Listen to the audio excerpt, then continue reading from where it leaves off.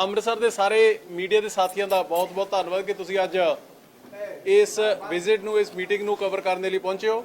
ਔਰ ਮੇਰੇ ਨਾਲ ਮੇਰੇ ਬਹੁਤ ਹੀ ਸਤਿਕਾਰਯੋਗ ਮੇਰੇ ਵੱਡੇ ਵੀਰ ਹਰਭਜਨ ਸਿੰਘ ਜੀਟੀਓ ਸਾਹਿਬ ਮੇਰੇ ਕੈਬਨਿਟ ਕੁਲੀਗ ਨੇ, ਔਰ ਹਰਿੰਦਰ ਜੀ ਸਾਡੇ ਪਾਰਟੀ ਦੇ ਸਾਰੇ ਸਤਿਕਾਰਯੋਗ ਸਾਥੀ, ਸਾਰੇ ਪੀਡੀਏ ਦੇ ਏਡੀਏ ਦੇ ਔਰ ਸਾਰੇ ਆਫੀਸਰ ਸਾਹਿਬਾਨ, ਤੁਹਾਡਾ ਸਾਰਿਆਂ ਦਾ ਬਹੁਤ-ਬਹੁਤ ਧੰਨਵਾਦ। ਅੱਜ ਸਾਡਾ ਇੱਥੇ ਆਉਣ ਦਾ ਮਕਸਦ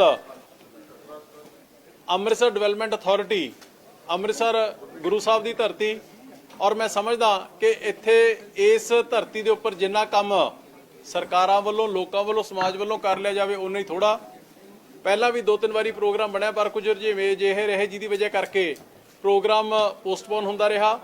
ਅੱਜ ਸਭ ਤੋਂ ਪਹਿਲਾਂ ਦਰਬਾਰ ਸਾਹਿਬ ਔਰ ਦੁਰਗਿਆਣਾ ਮੰਦਿਰ ਨਤਮਸਤਕ ਹੋ ਕੇ ਮੀਟਿੰਗ ਹੈ ਜਿਹੜੀ ਕੀਤੀ ਹੈ, ਔਰ ਆਉਣ ਵਾਲੇ ਸਮੇਂ ਦੇ ਵਿੱਚ ਅੰਮ੍ਰਿਤਸਰ ਦੇ ਲਈ ਕਈ ਵੱਡੇ ਪਲਾਨਸ ਨੇ ਜਿਹੜੇ ਉਹ ਸਰਕਾਰ ਦੇ, ਭਗਵੰਤ ਮਾਨ ਜੀ ਦੇ ਔਰ ਸਾਡੇ ਡਿਪਾਰਟਮੈਂਟ ਦੇ ਧਿਆਨ ਦੇ ਵਿੱਚ ਨੇ। ਔਰ ਡਿਵੈਲਪਰਸ ਦੇ ਨਾਲ ਮੀਟਿੰਗ ਸਾਡੀ ਹੋ ਚੁੱਕੀ ਹੈ, RWAs ਨਾਲ ਮੀਟਿੰਗ ਹੈ, ਔਰ ਅੰਮ੍ਰਿਤਸਰ ਦੇ ਵਿੱਚ ਜਿੰਨੇ ਵੀ ਕੋਈ ਇਸ਼ੂਜ਼ ਪੈਂਡਿੰਗ ਹੈਗੇ ਰਿਗਾਰਡਿੰਗ ਅੰਮ੍ਰਿਤਸਰ ਡਿਵੈਲਪਮੈਂਟ ਅਥਾਰਟੀ ਉਹ ਡਿਸਕਸ ਕੀਤੇ ਨੇ। ਡਿਵੈਲਪਰਸ ਦੀਆਂ ਕੀ ਇਸ਼ੂਜ਼ ਨੇ, ਕਿਉਂਕਿ housing and urban development department ਹੈ ਜਿਹੜਾ ਸਾਡਾ ਸਕੋਪ, ਸਾਡਾ ਪਰਪਸ, ਮਕਸਦ ਕਿ ਇੱਕ ਪਲਾਨਡ ਡਿਵੈਲਪਮੈਂਟ ਹੈ ਜਿਹੜੀ ਉਹ ਦਿੱਤੀ ਜਾ ਸਕੇ। ਔਰ ਇਹਦੇ ਲਈ ਜਿੱਥੇ ਸ਼ਹਿਰ ਵਾਸੀਆਂ ਦੇ ਸਹਿਯੋਗ ਦੀ ਲੋੜ ਹੈ ਉੱਥੇ ਮੀਡੀਆ ਦੇ ਵੀ ਸਾਥੀਆਂ ਦੀ ਲੋੜ ਹੈ, ਤਾਂ ਕਿ ਇੱਕ ਚੰਗਾ ਵਧੀਆ ਸੁਖਾਵਾਂ ਮਾਹੌਲ ਹੈ ਜਿਹੜਾ ਉਹ ਦੇ ਸਕੀ। ਔਰ ਆਉਣ ਵਾਲੇ ਸਮੇਂ ਦੇ G20 ਦੀ ਸਮਿਟ ਹੈ ਜਿਹੜੀ ਉਹ ਵੀ ਹੋਣੀ ਹੈ। ਹਰ ਰੋਜ਼ ਦੇ ਤਕਰੀਬਨ 1 ਲੱਖ ਦੇ ਕਰੀਬ ਸ਼ਰਧਾਲੂ ਇੱਥੇ ਆਉਂਦੇ, ਸੋ ਆਪਣੇ ਸਾਰਿਆਂ ਦੀ ਜ਼ਿੰਮੇਵਾਰੀ ਬਣਦੀ ਹੈ ਕਿ ਇੱਕ ਵਧੀਆ ਇਨਫਰਾਸਟ੍ਰਕਚਰ ਹੈ ਜਿਹੜਾ ਪਲਾਨਡ ਤਰੀਕੇ ਦੇ ਨਾਲ ਉਹ ਦਿੱਤਾ ਜਾ ਸਕੇ। ਇਹੀ ਸਾਰੇ ਡਿਸਕਸ਼ਨਸ ਡੈਲੀਬਰੇਸ਼ਨ ਕਰਨ ਦੇ ਲਈ ਅੱਜ ਇੱਥੇ ਪਹੁੰਚੇ ਹਾਂ। ਬਾਕੀ ਤੁਹਾਡਾ ਕੋਈ ਕਿਸੇ ਤਰੀਕੇ ਸਵਾਲ ਜੀ? ਬਹੁਤ ਸਾਰੀ ਇਲੀਗਲ ਕਲੋਨੀਜ਼ ਹੈ ਜਿਨ੍ਹਾਂ ਨੇ ਪੁੱਡਾ ਤੋਂ ਅਪਰੂਵਲ ਤਾਂ ਲਈ ਹੈ ਪਰ ਪੁੱਡਾ ਨੂੰ ਫੀਸਿਸ ਨਹੀਂ ਜਮ੍ਹਾਂ ਕਰਾਈਆਂ, ਉਹਦੇ ਬਾਰੇ ਸਰਕਾਰ ਕੀ ਕਰ ਰਹੀ ਹੈ? ਦੇਖੋ, ਇਸ ਤਰ੍ਹਾਂ ਕਿ ਪਿਛਲੇ ਸਮੇਂ ਦੇ ਵਿੱਚ ਪਹਿਲਾਂ ਦੀਆਂ ਸਰਕਾਰਾਂ ਦੀਆਂ ਗਲਤ ਪਾਲਿਸੀਜ਼ ਦੀ ਵਜ੍ਹਾ ਕਰਕੇ ਪੰਜਾਬ ਦੇ ਵਿੱਚ ਤਕਰੀਬਨ 14,000 ਇਲੀਗਲ ਕਲੋਨੀਜ਼ ਦਾ ਇੱਕ ਅਰਬਨ ਜੰਗਲ ਹੈ ਜਿਹੜਾ ਉਹ ਖੜਾ ਹੋ ਚੁੱਕਿਆ। ਔਰ ਪਿਛਲੇ ਦਿਨਾਂ 'ਚ ਤੁਹਾਡੇ ਧਿਆਨ ਦੇ ਵਿੱਚ ਹੋਊਗਾ, ਇਹਦੇ ਉੱਪਰ ਅਸੀਂ ਸਖਤੀ ਵੀ ਕਾਫੀ ਕੀਤੀ ਹੈ ਕਿਉਂਕਿ ਉਹ ਕਰਨੀ ਬਣਦੀ ਸੀਗੀ, ਕਿਉਂਕਿ ਕਈ ਥਾਵਾਂ ਤੇ ਇਹੋ ਜਿਹੇ ਚਾਂਸਿਸ ਦੇਖੇ ਨੇ, ਇਹੋ ਜਿਹੇ ਇੰਸਟੈਂਸਿਸ ਆਏ ਨੇ ਧਿਆਨ ਦੇ ਵਿੱਚ ਵੀ ਜੇ ਕਿਤੇ ਅੱਗ ਲੱਗ ਜੇ ਤੇ ਫਾਇਰ ਬ੍ਰਿਗੇਡ ਵੀ ਨਹੀਂ ਪਹੁੰਚ ਸਕਦੀ ਹੈਗੀ। ਔਰ time and again regularisation policy ਦੇ ਨਾਂ ਦੇ ਉੱਪਰ ਸਾਰੀਆਂ ਜਿਹੜੀਆਂ ਪਿਛਲੀਆਂ ਰੈਗੂਲਰਾਈਜੇਸ਼ਨ ਕੀਤੀਆਂ ਜਾਂਦੀਆਂ ਰਹੀਆਂ, ਔਰ ਉਹਨੇ ਐਨਕਰੇਜ ਕੀਤਾ ਕਿ ਜਿਹੜੇ ਲੀਗਲ ਆਥੋਰਾਈਜ਼ਡ ਕਾਲੋਨੀਆਂ, ਅਪਰੂਵਡ ਕਾਲੋਨੀਆਂ ਕੱਟਣੀਆਂ ਸੀਗੀਆਂ ਉਹ ਡਿਸਕਰੇਜ ਹੋ ਗਏ ਔਰ ਇਲੀਗਲ ਕਾਲੋਨੀਆਂ ਕੱਟੀਆਂ ਜਾਂਦੀਆਂ ਨੇ, 14,000 ਦੇ ਕਰੀਬ ਪਹੁੰਚ ਚੁੱਕੀਆਂ। ਉਹਦੇ ਉੱਪਰ ਅਸੀਂ ਅੱਜ ਵੀ ਅਧਿਕਾਰੀਆਂ ਨੂੰ ਸਖਤ ਹਦਾਇਤ ਕਰਕੇ ਹਟਿਆ ਕਿ ਕੋਈ ਵੀ ਇਲੀਗਲ ਕਾਲੋਨੀ ਹੈ ਜਿਹੜੀ ਉਹ ਕੱਟਣ ਨਹੀਂ ਦਿੱਤੀ ਜਾਊਗੀ। ਜੇ ਕੋਈ ਕੱਟਦਾ, ਮੈਂ ਤੁਹਾਡੇ ਜ਼ਰੀਏ ਸਾਰਿਆਂ ਨੂੰ ਬੇਨਤੀ ਕਰਦਾ ਕਿ ਨਾ ਕੋਈ ਇਲੀਗਲ ਕਾਲੋਨੀ ਕੱਟੇ, ਨਾ ਕੋਈ ਇਲੀਗਲ ਕਾਲੋਨੀ ਦੇ ਵਿੱਚ ਪਲਾਟ ਜਾਂ ਮਕਾਨ ਲਵੇ, ਕਿਉਂਕਿ ਬਹੁਤ ਥਾਵਾਂ ਤੇ ਅਸੀਂ ਪਹਿਲਾਂ ਇਹ ਦੇਖਿਆ ਕਿ ਇਲੀਗਲ ਕਾਲੋਨੀ ਕੱਟੀ, ਸਿੱਧਾ ਜ਼ਿਮੀਂਦਾਰ ਤੋਂ ਪਲਾਟ ਓਨਰ ਨੂੰ ਰਜਿਸਟਰੀ ਕਰਾਈ ਤੇ ਬੰਦਾ ਆਪ ਬਾਹਰ ਨਿਕਲ ਜਾਂਦਾ ਸੀਗਾ। ਨਾ ਉੱਥੇ ਸੜਕ, ਨਾ ਉੱਥੇ ਲਾਈਟ ਇਨਫਰਾਸਟ੍ਰਕਚਰ, ਨਾ ਉੱਥੇ ਕੋਈ ਸੀਵਰੇਜ ਪਾਣੀ ਦਾ ਪ੍ਰਬੰਧ, ਲੋਕਾਂ ਨੂੰ ਮੁਸ਼ਕਲ ਆਉਂਦੀਆਂ ਸੀਗੀਆਂ। ਅਸੀਂ ਇਸੇ ਮਕਸਦ ਦੇ ਨਾਲ ਅਫੋਰਡੇਬਲ ਹਾਊਸਿੰਗ ਦੀ ਨਵੀਂ ਪਾਲਿਸੀ ਲੈ ਕੇ ਆਏ ਹਾਂ, ਡਿਵੈਲਪਰਸ ਦੀ ਸਲਾਹ ਦੇ ਨਾਲ ਲੈ ਕੇ ਆਏ ਹਾਂ। ਉਹਦੇ ਵਿੱਚ ਅਸੀਂ ਸੇਲੇਬਲ ਏਰੀਆ ਜਿਹੜਾ ਉਹ ਵੀ ਵਧਾ ਦਿੱਤਾ, ਜਿਹੜੇ EDC ਚਾਰजेस ਨੇ ਉਹ ਵੀ ਘਟਾ ਦਿੱਤੇ। ਸੋ ਪਲਾਨਡ ਤਰੀਕੇ ਦੇ ਨਾਲ ਜਿਹੜੀ ਅਗਲੀ ਡਿਵੈਲਪਮੈਂਟ ਹੈ ਉਹ ਹੋਣੀ ਹੈ। ਜੇ ਇਲੀਗਲ ਕਾਲੋਨੀਆਂ ਦਾ ਕੰਮ ਪਿਛਲੀਆਂ ਦਾ ਜਿਸ ਦਿਨ ਸਰਕਾਰ ਬਣੀ ਹੈ ਉਸ ਦਿਨ ਤੱਕ ਕੀ ਸੀਗਾ ਸਿਚੁਏਸ਼ਨ ਔਰ ਉਹਦਾ ਕਿਵੇਂ ਹੱਲ ਕਰਨਾ ਹੈ, ਉਹਦੇ ਬਾਰੇ ਸਰਕਾਰ ਧਿਆਨ ਕਰ ਰਹੀ ਹੈ। ਉਹਦੇ ਬਾਰੇ ਵਿਚਾਰ ਚਰਚਾ ਜਿਹੜੀ ਚੱਲ ਰਹੀ ਹੈ। ਭਗਵੰਤ ਮਾਨ ਜੀ ਖੁਦ ਆਪ ਉਹਦੇ ਵਾਸਤੇ ਬੜੇ ਫਿਕਰਮੰਦ ਨੇ, ਪਰ ਅੱਗੇ ਵਾਸਤੇ ਕੋਈ ਵੀ ਇਲੀਗਲ ਕਾਲੋਨੀ, ਇਲੀਗਲ ਸਟਰਕਚਰ ਹੈ ਜਿਹੜਾ ਅਸੀਂ ਅਲਾਉ ਨਹੀਂ ਕਰਾਂਗੇ। ਕਿਸ ਤਰੀਕੇ ਨਾਲ ਹੋਣਗੀਆਂ ਜਿਹੜੀਆਂ ਪਿਛਲੇ ਦਿਨ ਤੁਸੀਂ ਆ ਸਰਕਾਰ ਸੌਰੀ ਕੀ ਕਹਿ ਰਹੇ ਹੋ? ਰਜਿਸਟਰੀਆਂ ਜਿਹੜੀਆਂ ਸੀ ਸਰਕਾਰ ਬੰਦ ਹੋ ਗਈਆਂ ਸੀ ਇਲੀਗਲ ਕਲੋਨੀਜ਼ ਦੀਆਂ, ਉਹ ਦੁਬਾਰਾ ਸ਼ੁਰੂ ਹੋਣਗੀਆਂ, ਨਹੀਂ ਹੋਣਗੀਆਂ ਵੀ, ਤੇ ਕਿਸ ਜਿਹੜੇ ਆ ਉਹਦਾ ਪੈਰਾਮੀਟਰਸ ਰਹਿਣਗੇ? ਦੇਖੋ, ਇਸ ਤਰ੍ਹਾਂ ਕਿ ਇਹ ਜਿਹੜੀਆਂ ਰਜਿਸਟਰੀ ਤੁਸੀਂ ਗੱਲ ਕਰਦੇ ਹੋ, NOCs ਲੈਣਾ ਪੈਂਦਾ ਸੀਗਾ ਰਜਿਸਟਰੀਆਂ ਕਰਾਉਣ ਦੇ ਲਈ। ਇਹਦਾ ਬੈਕਗਰਾਉਂਡ ਕਿ ਤੁਹਾਨੂੰ ਮੈਂ ਉਹ ਦੱਸਣਾ ਚਾਹੁੰਦਾ। ਹਾਈ ਕੋਰਟ ਦੇ ਵਿੱਚ ਇੱਕ ਕੇਸ ਹੋਇਆ ਜਿਸ ਦੇ ਵਿੱਚ ਹਾਈ ਕੋਰਟ ਨੇ ਕਿਹਾ ਕਿ ਇੱਕ ਪਾਸੇ ਪਾਪਰਾ ਐਕਟ ਹੈ ਔਰ ਦੂਜੇ ਪਾਸੇ ਹਰ ਦੂਜੇ ਤੀਜੇ ਸਾਲ ਪੰਜਾਬ ਸਰਕਾਰ ਰੈਗੂਲਰਾਈਜੇਸ਼ਨ ਪਾਲਿਸੀ ਲਿਆਉਂਦੀ ਹੈ ਤੇ ਰੈਗੂਲਰਾਈਜੇਸ਼ਨ ਪਾਲਿਸੀ ਦੇ ਨਾਂ ਦੇ ਉੱਪਰ ਪਾਪਰਾ ਐਕਟ ਦੀਆਂ ਧੱਜੀਆਂ ਉਡਾ ਦਿੱਤੀਆਂ ਜਾਂਦੀਆਂ ਨੇ ਵੀ ਜੇ ਤੁਸੀਂ ਉਹਨੂੰ ਫੋਲੋ ਹੀ ਨਹੀਂ ਕਰਨਾ, ਆਪਦੇ ਕਾਨੂੰਨ ਨੂੰ ਫੋਲੋ ਨਹੀਂ ਕਰਨਾ ਤੇ ਤੁਸੀਂ ਉਹਨੂੰ ਡਿਸਪੋਜ਼ ਆਫ ਕਰ ਦਿਓ। ਇਸ ਕਰਕੇ NOC ਦੀ ਪ੍ਰੋਵੀਜ਼ਨ ਹੈ ਜਿਹੜੀ ਉਹ ਸ਼ੁਰੂ ਕੀਤੀ ਗਈ। ਹੁਣ ਤਕਰੀਬਨ 3.5-4 ਮਹੀਨੇ ਪਹਿਲਾਂ ਅਸੀਂ ਇੱਕ ਆਨਲਾਈਨ ਪੋਰਟਲ ਹੈ ਜਿਹੜਾ ਉਹ ਜਾਰੀ ਕਰ ਦਿੱਤਾ ਜਿਹਦੇ ਵਿੱਚ ਕੁਝ ਡਾਕੂਮੈਂਟੇਸ਼ਨ ਤੁਸੀਂ ਸਬਮਿਟ ਕਰੋ ਆਨਲਾਈਨ ਤੇ ਵਿਦਿਨ 15 ਡੇਜ਼ ਤੁਹਾਨੂੰ ਐਨਓਸੀ ਜਿਹੜਾ ਉਹ ਮਿਲ ਜਾਏਗਾ। ਤੁਸੀਂ ਉਹ ਐਨਓਸੀ ਦੇ ਨਾਲ ਆਪਦੀ ਰਜਿਸਟਰੀ ਜਿਹੜੀ ਉਹ ਕਰਵਾ ਸਕਦੇ ਹੋ। ਨੰਬਰ 1। ਨੰਬਰ 2, ਅਸੀਂ ਸਾਰੇ ਪੰਜਾਬ ਦੇ ਸਰਵੇ ਕੀਤਾ ਔਰ ਇਹ ਉਹਦਾ ਪਰਪਸ ਮਕਸਦ ਇਹ ਸੀਗਾ ਕਿ ਜਿਹੜੇ ਰਿਮੋਟ ਏਰੀਆਜ਼ ਨੇ, ਰਿਮੋਟ ਵਿਲੇजेस ਨੇ, ਜਿੱਥੇ ਨਾ ਕਾਲੋਨੀ ਕਟੀ ਹੈ ਤੇ ਨਾ ਕਾਲੋਨਾਈਜੇਸ਼ਨ ਹੋਣ ਦਾ ਕੋਈ ਚਾਂਸ ਹੈ, ਉਹ ਅਸੀਂ ਔਨ ਗਰਾਊਂਡ ਵੈਰੀਫਾਈ ਕੀਤਾ ਤੇ 5773 ਪਿੰਡਾਂ ਨੂੰ ਅਸੀਂ ਐਗਜ਼ੈਂਪਟ ਕਰ ਦਿੱਤਾ ਇਹਦੇ ਵਿੱਚੋਂ। ਹੁਣ ਜਿਹੜਾ ਏਰੀਆ ਰਹਿ ਗਿਆ ਉਹ ਰਹਿ ਗਿਆ ਜਿਹੜੇ ਮਿਊਨਿਸਪਲ ਕਮੇਟੀਆਂ ਦੇ ਅੰਦਰ ਆਉਂਦਾ, ਮਿਊਨਿਸਪਲ ਕਾਰਪੋਰੇਸ਼ਨ ਦੇ ਅੰਦਰ, ਔਰ ਜਾਂ ਜਿਹੜੇ ਉਹਦੇ ਸਰਾਊਂਡਿੰਗ ਸਬਰਬਨ ਵਿਲੇजेस ਨੇ, ਉਹਦੇ ਵਾਸਤੇ ਜਿਹਨੇ ਤਾਂ ਕੰਮ ਦਰੁਸਤ ਕੀਤਾ ਹੋਇਆ, ਸਹੀ ਕੀਤਾ ਹੋਇਆ, ਲੀਗਲ ਕਾਲੋਨੀ ਕੱਟੀ ਹੋਈ, ਸਾਰੀਆਂ ਪਰਮਿਸ਼ਨਸ ਉਹਦੇ ਕੋਲ ਹੈਗੀਆਂ, ਉਹਨੂੰ ਫਿਕਰ ਕਰਨ ਦੀ ਦਿੱਕਤ ਕੋਈ ਨਹੀਂ ਹੈ, ਫਿਕਰ ਕਰਨ ਦੀ ਲੋੜ ਕੋਈ ਨਹੀਂ ਹੈਗੀ। ਉਹ ਪਾਰਟਿਕੂਲਰ ਡਾਕੂਮੈਂਟਸ ਦੇ ਨਾਲ ਤੁਸੀਂ ਆਨਲਾਈਨ ਅਪਲਾਈ ਕਰੋ, ਕਾਲੋਨੀ ਵੀ ਕਰ ਸਕਦੀ ਹੈ ਔਰ ਇੱਕ ਇੰਡੀਵਿਜੂਅਲ ਪਲਾਟ ਹੋਲਡਰ ਵੀ ਕਰ ਸਕਦਾ। ਤੁਹਾਨੂੰ 15 ਦਿਨਾਂ ਵਿੱਚ ਐਨਓਸੀ ਮਿਲ ਜੂਗਾ, ਰਜਿਸਟਰੀ ਹੋ ਜੂਗੀ। ਸਿਰਫ ਔਰ ਸਿਰਫ ਇਸ਼ੂ ਜਿਹੜਾ ਬਚਦਾ ਉਹ ਉਹਨਾਂ ਦਾ ਬਚਦਾ ਜਿਨ੍ਹਾਂ ਨੇ ਇਲੀਗਲ ਕੱਟੀਆਂ ਹੋਈਆਂ ਨੇ, ਸਬਰਬਨ ਏਰੀਆਜ਼ ਦੇ ਵਿੱਚ, ਸ਼ਹਿਰ ਦੀ ਮਿਊਨਿਸਪਲ ਕਮੇਟੀ ਦੀ ਹੱਦ ਦੇ ਵਿੱਚ ਆ ਗਈ, ਉਹਨਾਂ ਦਾ ਇਸ਼ੂ ਹੈ, ਜਿਹਦੇ ਬਾਰੇ ਸਰਕਾਰ ਭਗਵੰਤ ਮਾਨ ਜੀ ਖੁਦ ਆਪ ਅਸੀਂ ਸਾਰੇ ਲੱਗੇ ਹੋਏ ਤੇ ਹੋ ਸਕਦਾ ਬੜੀ ਜਲਦੀ ਹੀ ਉਹਦੇ ਬਾਰੇ ਵੀ ਕੋਈ ਨਾ ਕੋਈ ਇੱਕ ਡਿਸੀਜਨ ਹੈ ਜਿਹੜਾ ਲਈਏ ਤਾਂ ਕਿ ਲੋਕਾਂ ਦੀ ਖੱਜਲ ਖੁਆਰੀ ਨਾ ਹੋਵੇ। What about those people ਜਿਨ੍ਹਾਂ ਨੇ 25% ਪੈਸੇ ਤਾਂ ਜਮ੍ਹਾਂ ਕਰਾਏ ਕਲੋਨੀ ਅਪਰੂਵ ਕਰਨ ਵਾਸਤੇ, ਪਲਾਟ ਵੇਚੇ ਤੇ ਚਲੇ ਗਏ? ਉਹ ਬਹੁਤ ਛੋਟਾ ਬੰਦੇ ਤਾਂ ਹੈ ਨਹੀਂ, ਵੱਡੇ ਲੋਕ ਹੈ ਜਿਨ੍ਹਾਂ ਨੇ ਵੀ ਕਲੋਨੀਆਂ ਕੱਟੀਆਂ। ਉਹਨਾਂ ਤੋਂ ਜਿਹੜੀ ਫੀਸ ਦੀ ਵਸੂਲੀ ਦੀ ਸਰਕਾਰ ਤੋਂ ਪਲਾਨਿੰਗ ਬਣਾ ਰਹੀ ਹੈ ਜਿਵੇਂ ਤੁਸੀਂ that is what I am saying. We are not going to exempt anybody whether he is big or small. No. How much time it will take? Listen, it is already under process. Anybody who tries to play with the law, he will not be allowed. Today only in the meeting of developers, I told my officers very clearly that anybody who tries to run away from the law or don't want to deposit money to the authority or want to fleece the people, he should not be allowed. Punjab ਧਰਨਿਆਂ ਦਾ ਪੰਜਾਬ ਬਣ ਕੇ ਰਹੇਗਾ। ਬਹੁਤ ਸਾਰੇ ਧਰਨੇ ਲੱਗ ਰਹੇ ਨੇ। ਦੇਖੋ ਜੀਰਾ ਫੈਕਟਰੀ ਦੇ ਬਾਅਦ ਧਰਨਾ ਹੈ, ਬਰਗਾੜੀ ਕਾਨ ਨੂੰ ਲੈ ਕੇ ਧਰਨਾ ਹੈ, ਸ਼ੰਭੂ ਗਰੀਬ ਤੇ ਧਰਨਾ ਸੀ, ਉੱਥੇ ਸ਼ਾਇਦ ਮੀਟਿੰਗ ਹੋ ਗਈ। ਮਤਲਬ ਹੁਣ ਸਾਂਝਾ ਮੋਰਚਾ ਜਿਹੜਾ ਲਗਾਉਣ ਦੀ ਤਿਆਰੀ ਕੀਤੀ ਜਾ ਰਹੀ ਹੈ 7 ਤਰੀਕ ਨੂੰ। ਹੁਣ ਤੁਹਾਨੂੰ ਲੱਗਦਾ ਵੀ ਸਰਕਾਰ ਤੇ ਜਿਹੜੇ ਆਫੀਸਰਸ ਨੇ ਕਿਤੇ ਨਾ ਕਿਤੇ ਲੈਪਸਿਸ ਹੈ, ਕਿਉਂਕਿ ਜ਼ਿਲ੍ਹੇ ਦਾ ਜਿਹੜਾ ਮਸਲਾ ਸੀ ਉਹ ਇੰਨਾ ਗੰਭੀਰ ਨਹੀਂ ਸੀ ਜਿੰਨਾ ਗੰਭੀਰ ਕਰ ਲਿੱਤਾ ਗਿਆ। ਦੇਖੋ ਇਸ ਤਰ੍ਹਾਂ ਹੈ ਕਿ ਡੈਮੋਕ੍ਰੇਸੀ ਦੇ ਵਿੱਚ ਧਰਨਾ ਲਾਉਣ ਦੀ ਹਰੇਕ ਬੰਦੇ ਨੂੰ ਇਜਾਜ਼ਤ ਹੁੰਦੀ ਹੈ। ਸਾਡੀ ਪਾਰਟੀ ਵੀ ਧਰਨਿਆਂ ਦੇ ਵਿੱਚੋਂ ਇੱਕ ਪ੍ਰੋਟੈਸਟ ਦੇ ਵਿੱਚੋਂ ਹੀ ਨਿਕਲ ਕੇ ਆਈ ਹੈ।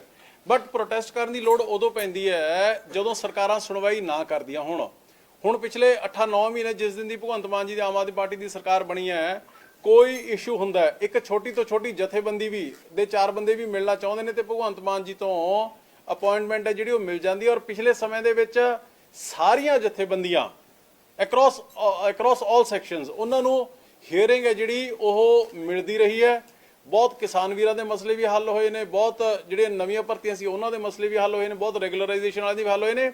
ਮੇਰੇ ਕਹਿਣ ਦਾ ਮਤਲਬ ਇਹ ਹੈ ਕਿ ਜਿੱਥੇ ਸੁਣਵਾਈ ਨਾ ਹੁੰਦੀ ਹੋਵੇ ਉੱਥੇ ਦਾ ਧਰਨਾ ਜਾਇਜ਼ ਹੈ, ਜਿੱਥੇ ਸੁਣਵਾਈ ਹੁੰਦੀ ਹੋਵੇ ਤੇ ਫਿਰ ਵੀ ਉਸ ਤੋਂ ਬਾਅਦ ਵੀ ਧਰਨੇ ਲੱਗਣ ਤੇ ਇਹ ਅਨਜਸਟੀਫਾਈਡ ਹੈ, ਉਹ ਅਨਕਾਲਡ ਫॉर ਹੈ। ਦੇਖੋ ਸਭ ਤੋਂ ਪਹਿਲਾਂ ਤੇ ਸਰਦਾਰ ਭਗਵੰਤ ਸਿੰਘ ਮਾਨ ਸਾਹਿਬ ਦੀ ਸਰਕਾਰ ਨੇ ਜਿਵੇਂ ਜ਼ੀਰੋ ਟੋਲਰੈਂਸ ਟੂ ਕਰਪਸ਼ਨ ਕਿਹਾ, ਸਾਡੀ ਉਵੇਂ ਹੀ zero tolerance to power theft, ਬਿਜਲੀ ਚੋਰੀ ਤੇ ਵੀ ਅਸੀਂ ਜ਼ੀਰੋ ਟੋਲਰੈਂਸ ਦੀ ਪਾਲਿਸੀ ਜਿਹੜੀ ਆ ਉਹ ਲਾਗੂ ਕੀਤੀ ਹੋਈ ਆ। ਔਰ ਜੇ ਕਿਤੇ ਸਾਡੇ ਕੋਲ ਕੋਈ ਵੀ ਕੇਸ ਸਾਹਮਣੇ ਆਉਂਦਾ ਅਸੀਂ ਉਹਦੇ ਤੇ ਪ੍ਰੋਪਰ ਜੋ ਵੀ ਕਾਰਵਾਈ ਬਣਦੀ ਆ ਉਹ ਡਿਪਾਰਟਮੈਂਟ ਕਰਦਾ। ਡਿਪਾਰਟਮੈਂਟ ਦੀ ਆਪਣੀ ਇਨਫੋਰਸਮੈਂਟ ਏਜੰਸੀ ਆ, ਡਿਪਾਰਟਮੈਂਟ ਦੇ ਆਪਣੇ ਪੁਲਿਸ ਸਟੇਸ਼ਨ ਨੇ, ਉਹਨਾਂ ਦੇ ਵਿੱਚ ਬਕਾਇਦਾ ਉਹਨਾਂ ਦੀ FIR ਦਰਜ ਹੁੰਦੀ ਆ। ਜਿੰਨੇ ਲਾਸਸ ਨੇ ਸਾਡੀ ਇੱਕ ਦਿਲੀ ਇੱਛਾ ਹੈ ਕਿ ਅਸੀਂ ਪੰਜਾਬ ਦੇ ਵਿੱਚ ਜਿਹੜੇ ਬਿਜਲੀ ਦੇ ਲਾਸਸ ਨੇ ਉਹਨੂੰ ਘੱਟ ਤੋਂ ਘੱਟ ਲੈ ਕੇ ਆਈਏ, ਕਿਉਂਕਿ ਹੁਣ ਤੱਕ ਇੱਕ ਮਿੰਟ ਮੇਰੀ ਗੱਲ ਸੁਣ ਲਓ, ਹੁਣ ਤੱਕ ਜਿਹੜੇ ਅਸੀਂ 600 ਯੂਨਿਟ 2 ਮਹੀਨਿਆਂ ਦਾ ਫ੍ਰੀ ਦਿੱਤਾ ਘਰੇਲੂ ਡੋਮੈਸਟਿਕ ਦੇ ਵਿੱਚ, ਅਸੀਂ ਪਹਿਲਾਂ ਵੀ ਅਪੀਲ ਵੀ ਕੀਤੀ ਆ ਕਿ ਜੇ 600 ਯੂਨਿਟ ਦੇ ਨਾਲ ਅਸੀਂ ਗੁਜ਼ਾਰਾ ਕਰਨਾ ਚਾਹੁੰਦੇ ਆ ਤੇ ਘਰ ਦਾ ਬਹੁਤ ਵਧੀਆ ਗੁਜ਼ਾਰਾ ਹੁੰਦਾ 2 ਮਹੀਨੇ ਦਾ। ਪਰ ਜੇ ਇਸ ਤੋਂ ਬਾਅਦ ਵੀ ਕੋਈ ਸਾਨੂੰ ਘਰ ਇਹੋ ਜਿਹੇ ਲੱਭਦੇ ਨੇ ਜਿਹੜੇ ਕਿ ਅਨਡਿਊ ਕੋਈ ਕੁੰਡੀ ਪਾ ਕੇ ਜਾਂ ਕੋਈ ਹੋਰ ਮੈਥਡ ਯੂਜ਼ ਕਰਕੇ ਕੋਈ ਬਿਜਲੀ ਚੋਰੀ ਕਰਦੇ ਨੇ ਤੇ ਉਹਦੇ ਤੇ ਸਖਤ ਕਾਰਵਾਈ ਜਿਹੜੀ ਆ ਉਹ ਕੀਤੀ ਜਾਊਗੀ। ਸਰਕਾਰੀ ਅਧਿਕਾਰੀਆਂ ਤੇ ਹੋਏਗੀ ਕਿ ਜਿਹੜੇ ਵੱਡੀਆਂ ਤਾਰਾਂ ਦੇ ਚਾਹੇ ਸਰਕਾਰੀ ਅਧਿਕਾਰੀ ਹੋਵੇ ਚਾਹੇ ਪੋਲੀਟੀਸ਼ੀਅਨ ਹੋਵੇ, ਕਾਨੂੰਨ ਸਾਰਿਆਂ ਵਾਸਤੇ ਇੱਕ ਆ। There is rule of law in India. ਕਿਸੇ ਅਧਿਕਾਰੀ ਦਾ ਕਿਸੇ ਬੰਦੇ ਦਾ ਕੋਈ ਸ਼ਾਸਨ ਨਹੀਂ ਹੈ, ਇੱਥੇ ਸ਼ਾਸਨ ਕਾਨੂੰਨ ਕਰਦਾ। ਕਾਨੂੰਨ ਦੀ ਨਜ਼ਰਾਂ ਦੇ ਵਿੱਚ ਚਾਹੇ ਉਹ ਪੋਲੀਟੀਸ਼ੀਅਨ ਆ, ਚਾਹੇ ਉਹ ਬਿਊਰੋਕਰੈਟ ਆ, ਚਾਹੇ ਕੋਈ ਕਰਮਚਾਰੀ ਆ, ਅਧਿਕਾਰੀ ਆ, ਚਾਹੇ ਕੋਈ ਆਮ ਬੰਦਾ, ਸਾਰੇ ਇੱਕ ਨੇ, ਹਰ ਉੱਤੇ ਬਰਾਬਰ ਕਾਰਵਾਈ ਹੋਏ। ਮਕਬੂਲ 600 ਯੂਨਿਟ ਦੇ ਕਰਕੇ ਆਮਦਨ ਜਿਹੜੀ ਆ ਲਗਾਤਾਰ ਘਟ ਗਈ ਆ ਤੇ ਵਿੱਤੀ ਜਿਹੜਾ ਸੰਕਟ ਲਗਾਤਾਰ ਦੇਖੋ ਉਹ ਜਿਹੜੇ PSPCL ਇੱਕ ਕਾਰਪੋਰੇਸ਼ਨ, ਠੀਕ ਆ, ਉਹ ਬਿਜਲੀ ਬਣਾਉਂਦੀ ਆ, ਬਿਜਲੀ ਦਿੰਦੀ ਆ, ਜੋ ਉਹਨਾਂ ਦਾ ਘਾਟਾ ਹੈ ਉਹ ਸਰਕਾਰ ਨੇ ਦੇਣਾ। ਸਰਕਾਰ ਆਪਣਾ ਜੋ ਉਹਨਾਂ ਦੇ ਬਣਦਾ ਆ ਪੈਸਾ, ਸਰਕਾਰ ਉਹਨਾਂ ਨੂੰ ਸਬਸਿਡੀ ਦੇ ਰੂਪ ਦੇ ਵਿੱਚ ਦੇ ਰਹੀ ਹੈ। ਇਸ ਕਰਕੇ PSPCL ਘਾਟੇ ਜਾਂ ਵਾਧੇ 'ਚ ਇਹਦਾ ਕੋਈ ਸਵਾਲ ਪੈਦਾ ਨਹੀਂ ਹੁੰਦਾ। ਗੱਲ ਇਹ ਆ ਕਿ ਜੇ PSPCL ਨੂੰ ਅਸੀਂ ਆਪਣੀ ਅਦਾਇਗੀ ਜਿਹੜੀ ਆ ਸਮੇਂ ਸਿਰ ਪੂਰੀ ਕਰ ਰਹੇ ਆ, ਔਰ PSPCL ਜਿਹੜਾ ਹੈ ਉਹ ਪੂਰੀ ਅਨਇੰਟਰਪਟਡ ਸਪਲਾਈ ਜਿਹੜੀ ਆ ਉਹ ਦੇ ਰਿਹਾ। ਪਿੱਛੇ ਤੁਸੀਂ ਦੇਖੋ ਇਸ ਵਾਰੀ ਝੋਨੇ ਦੇ ਸੀਜ਼ਨ ਦੇ ਦੌਰਾਨ ਕਿਤੇ ਕੋਈ ਕਿੱਲਤ ਨਹੀਂ ਆਈ, ਜਦ ਕਿ ਸਾਨੂੰ ਵਿਰੋਧੀ ਕਹਿੰਦੇ ਸੀਗੇ ਕਿ ਬਲੈਕ ਆਊਟ ਹੋਣ ਜਾ ਰਿਹਾ, ਸਰਕਾਰ ਨਹੀਂ ਚੱਲਣੀ, ਪੰਜਾਬ ਦੇ ਵਿੱਚ ਬਿਜਲੀ ਦੀ ਸਪਲਾਈ ਨਹੀਂ ਦਿੱਤੀ ਜਾਣੀ। ਅਸੀਂ ਰਿਕਾਰਡ ਤੋੜ ਬਿਜਲੀ ਇਸ ਵਾਰੀ ਝੋਨੇ ਦੇ ਸੀਜ਼ਨ ਦੇ ਵਿੱਚ ਦਿੱਤੀ। ਕਿਤਿਓਂ ਸਾਨੂੰ ਕੋਈ ਕੰਪਲੇਂਟ ਜਿਹੜੀ ਆ ਨਹੀਂ ਆਈ ਕਿ ਬਿਜਲੀ ਦੀ ਸਪਲਾਈ ਰੋਕੀ ਗਈ ਹੈ। ਹੁਣ ਜਿਹੜੀਆਂ ਵਿਧਾਨ ਸਭਾ ਸੈਸ਼ਨ ਇਸ ਵਾਰ ਕਿਉਂ ਨਹੀਂ ਬਣਾਇਆ ਗਿਆ ਜੀ, ਉਹਦੇ ਕਾਰਨ ਨੇ ਕਦੋਂ ਬਣਾਇਆ ਨਹੀਂ ਆ ਰਹੇ ਜੀ, ਉਹ ਤੇ ਨੈਕਸਟ ਹੋ ਜਾਏਗਾ। ਮੰਥ। ਅਮਨਜੀਤ ਕਲਾਸ ਵਾਲੇ ਦੇਖੋ ਜੀ, ਸਰਕਾਰ ਜਦੋਂ ਆਈ ਸੀਗੀ ਇਹਨੂੰ ਕਿਹਾ ਜਾਂਦਾ ਸੀ ਕਿ ਰੇਤ ਮਾਫੀਆ 20,000 ਕਰੋੜ ਦੀ ਟੈਂਡਰ ਮੁੜੇਗੀ, ਨਸ਼ਾ ਮਾਫੀਆ 15,000 ਕਰੋੜ ਕਮਾਇਆ ਜਾਏਗਾ। ਹੁਣ ਕਿਤੇ ਇਹ ਨਹੀਂ ਲੱਗ ਰਿਹਾ ਕਿ ਸਰਕਾਰ ਇਹਨਾਂ ਮੁੱਦਿਆਂ ਤੋਂ ਕਿਤੇ ਭੱਜ ਰਹੀ ਹੈ। 9 ਮਹੀਨੇ ਹੋ ਗਏ ਅਜੇ ਤੱਕ, ਕਿਉਂਕਿ 30,000 ਕਰੋੜ ਰੁਪਇਆ ਸਰਕਾਰ ਨੇ ਫਿਰ ਕਰਜ਼ਾ ਲੈ ਲਿਆ। ਇਹ ਗੱਲਾਂ ਅਸੀਂ ਜਦੋਂ ਸੱਤਾ 'ਚ ਨਹੀਂ ਸੀ, ਵਿਪਕਸ਼ ਸੀਗੇ ਤੇ ਅਸੀਂ ਕਰਦੇ ਸੀਗੇ ਤੇ ਆਰੋਪ ਲਗਾਉਂਦੇ ਸੀਗੇ, ਤੇ ਇੱਥੇ ਅਸੀਂ ਕਿੱਥੇ ਸਟੈਂਡ ਕਰਦੇ? ਦੇਖੋ ਇਸ ਤਰ੍ਹਾਂ ਹੈ ਕਿ ਜਿਹੜਾ ਤੁਸੀਂ ਕਰਜ਼ੇ ਦੀ ਗੱਲ ਕਰਦੇ ਹੋ, ਇੱਕ ਹਰੇਕ ਸਟੇਟ ਦਾ ਫਾਈਨੈਂਸ਼ੀਅਲ ਮੈਕੈਨਿਜ਼ਮ ਹੁੰਦਾ ਹੈ। ਹਰ ਵੀਕ ਤੁਸੀਂ ਕਰਜ਼ਾ ਲੈ ਵੀ ਸਕਦੇ ਹੋ ਤੇ ਹਰ ਵੀਕ ਤੁਸੀਂ ਕਰਜ਼ਾ ਦੇ ਵੀ ਸਕਦੇ ਹੋ। ਅਸੀਂ ਨਾਲ ਜਿਹੜੀ ਇਹਨੂੰ ਫਿਸਕਲ ਪ੍ਰੂਡੈਂਸ ਕਹੋ ਕਿ ਸਰਕਾਰ ਦੀ ਪੂਰੀ ਕੋਸ਼ਿਸ਼ ਹੈ ਕਿ ਕਰਜ਼ਾ ਘੱਟ ਤੋਂ ਘੱਟ ਲਿਆ ਜਾਵੇ ਔਰ ਮੋੜਿਆ ਵੀ ਉਹ ਜਿਹੜਾ ਹੈ ਉਹ ਵੱਡੇ ਪੱਧਰ ਤੇ ਉੱਪਰ ਜਾ ਰਿਹਾ ਹੈ।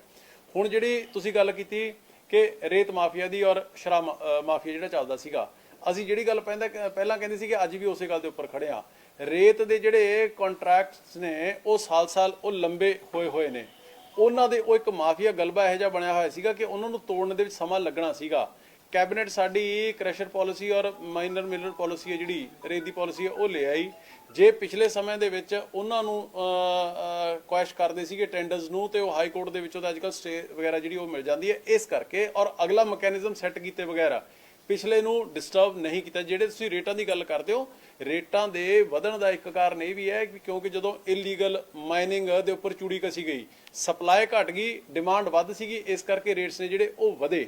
ਸੋ ਇਸ ਕਰਕੇ ਇਹ ਜਿਹੜਾ ਇੱਕ ਪਿਛਲਾ ਮੈਸਅਪ ਚੱਲਿਆ ਆਉਂਦਾ ਸੀਗਾ, ਉਹਦਾ ਇੰਪੈਕਟ ਤਾਂ ਹੋਣਾ ਹੀ ਸੀਗਾ, ਜਿਹੜਾ ਕਿ ਹੌਲੀ ਹੌਲੀ ਆਉਣ ਵਾਲੇ ਦਿਨਾਂ ਦੇ ਵਿੱਚ, ਹੋਰ 2-3 ਮਹੀਨਿਆਂ ਦੇ ਵਿੱਚ, ਜਦੋਂ ਨਵੇਂ ਟੈਂਡਰਸ ਨੇ ਜਿਹੜੇ ਉਹ ਹੋ ਜਾਣਗੇ, they will be sorted out. Number 1। Number 2, ਹੁਣ ਇਹਦੇ ਕੰਪੈਰੇਟਿਵਲੀ ਤੁਸੀਂ ਸ਼ਰਾਬ ਮਾਫੀਆ ਦੀ, ਨਸ਼ਾ ਮਾਫੀਆ ਦੀ ਗੱਲ ਕੀਤੀ। ਸਰਕਾਰ ਬਣੀ 16 ਮਾਰਚ ਨੂੰ। ਜਿਹੜੇ ਐਕਸਾਈਜ਼ ਦੇ ਸ਼ਰਾਬ ਦੇ ਕੰਟਰੈਕਟ ਨੇ ਉਹ ਵੀ 31 ਮਾਰਚ ਨੂੰ ਖਤਮ ਹੋ ਜਾਂਦੇ ਨੇ। 3 ਮਹੀਨੇ ਬਾਅਦ ਅਸੀਂ ਐਕਸਾਈਜ਼ ਪਾਲਿਸੀ ਲੈ ਕੇ ਆਏ। ਜਿਹੜੀ ਅੱਜ ਤੱਕ 70 ਸਾਲਾਂ ਦੇ ਵਿੱਚ ਐਕਸਾਈਜ਼ ਰੈਵਨਿਊ ਦੀ ਕਲੈਕਸ਼ਨ ਸੀ, ਜਿਹੜੀ ਹੁਣ ਤੱਕ ਅਕਾਲੀ ਕਾਂਗਰਸ ਦੀ ਸਰਕਾਰਾਂ ਤੋਂ 6200 ਕਰੋੜ ਤੇ ਪਹੁੰਚੀ ਸੀਗੀ, ਉਹ ਸਾਡੇ ਟਾਰਗੇਟਸ ਨੇ ਜਿਹੜੇ ਉਹ 9700 ਕਰੋੜ ਦੇ ਨੇ, ਵਿਚ are close to be achieved very soon. ਆ 2-3 ਮਹੀਨੇ ਤੁਹਾਨੂੰ ਪਤਾ ਲੱਗ ਜੂਗਾ 97 ਸੀ ਨੂੰ ਹੋਏਗਾ 95 ਜਾਂ 9200 ਕਰੋੜ ਹੋ ਜਾਏਗਾ। ਇੱਕ 9 ਮਹੀਨਿਆਂ ਦੀ ਟਾਈਮ ਵਿੰਡੋ ਦੇ ਵਿੱਚ ਜੇ ਤੁਸੀਂ 3200 ਕਰੋੜ ਯਾਨੀ ਕਿ 6200 ਕਰੋੜ ਤੋਂ 9200 ਕਰੋੜ ਤੇ ਲੈ ਜਾਂਦੇ ਹੋ, ਤੇ 1.5 ਜੇ ਤੁਸੀਂ ਰੈਵਨਿਊ ਕਲੈਕਸ਼ਨ ਕਰਦੇ ਨੇ ਸਿਰਫ ਔਰ ਸਿਰਫ ਐਕਸਾਈਜ਼ ਦੇ ਵਿੱਚ, ਦੈਟ ਮੀਨਸ ਕਿਤੇ ਨਾ ਕਿਤੇ ਤਾਂ ਮਾਫੀਆ ਚੱਲ ਰਿਹਾ ਸੀਗਾ। ਸੋ ਇਸ ਕਰਕੇ ਵਾਟ ਆਈ ਮੀਨ ਟੂ ਸੇ ਇਸ ਕਿ ਪਹਿਲਾਂ ਇੰਨਾ ਕੁ ਮੈਸਅਪ ਹੋਇਆ ਸੀ ਨਾ ਜੀ ਸਾਰਾ। ਹੁਣ ਤੁਹਾਨੂੰ ਮੈਂ ਇੱਕ ਐਗਜ਼ਾਮਪਲ ਦੇ ਦਾਂ, ਆਪਦੇ ਮਹਿਕਮੇ ਦੇ ਦੇਣ, ਬੜੀ ਛੋਟੀ ਜਿਹੀ ਐਗਜ਼ਾਮਪਲ ਹੈ। ਸਾਡੇ ਲੁਧਿਆਣੇ ਦੇ ਵਿੱਚ ਇੱਕ ਗਲਾਡਾ ਕੋਲ 1.25 ਏਕੜ ਦੀ ਸਾਈਟ ਸੀਗੀ। ਉਹਨੂੰ ਗਲਾਡਾ ਲੋਕਾਂ ਨੂੰ ਫੰਕਸ਼ਨਸ ਵਾਸਤੇ, ਐਗਜ਼ੀਬਿਸ਼ਨਸ ਵਾਸਤੇ, ਜਾਂ ਜਦੋਂ ਰਾਮਲੀਲਾ ਦੇ ਫੰਕਸ਼ਨ ਹੁੰਦੇ ਸੀਗੇ 15 ਦਿਨ ਉਦੋਂ ਕਿਰਾਏ ਤੇ ਦੇ ਦਿੰਦੇ ਸੀਗੇ। ਸਾਡੇ ਇਸ ਤੋਂ ਪਹਿਲਾਂ ਲਾਸਟ ਈਅਰ ਤੁਸੀਂ ਗੈਸ ਕਰੋ ਕਿ ਉਹ ਪਰ ਡੇ ਕਿੰਨੇ ਰੁਪਏ ਰੈਂਟ ਤੇ ਉੱਪਰ ਗਈ ਹੋਊਗੀ? 15,100 ਪਿਛਲੇ ਸਾਲ। ਤੇ ਇਸ ਵਾਰ ਅਸੀਂ ਕਿੰਨੇ ਤੇ ਚੜਾਈ ਹੈ? ਉਹ 4,71,000 ਰੁਪਏ ਪਰ ਡੇ। 15 ਦਿਨਾਂ ਦਾ ਕਿਰਾਇਆ ਜਿਹੜਾ 70 ਲੱਖ ਰੁਪਇਆ ਗਲਾਡਾ ਕੋਲ ਐਡੀਸ਼ਨਲ ਆ ਗਿਆ। This was very small example, but this was the quantum of mafia and inappropriation of funds that was being done by the previous government. So ਅਸੀਂ ਸਾਰੇ ਨੂੰ ਅਸੀਂ ਹੈਂਡਲ ਕਰਨ ਲੱਗੇ ਤੇ ਬੜੀ ਜਲਦੀ ਹੀ ਇਹ ਸਾਰੇ ਸਿਸਟਮ ਨੇ ਜਿਹੜੇ ਇਹਨਾਂ ਨੂੰ ਦਰੁਸਤ ਕਰਕੇ you will see a good and progressive Punjab.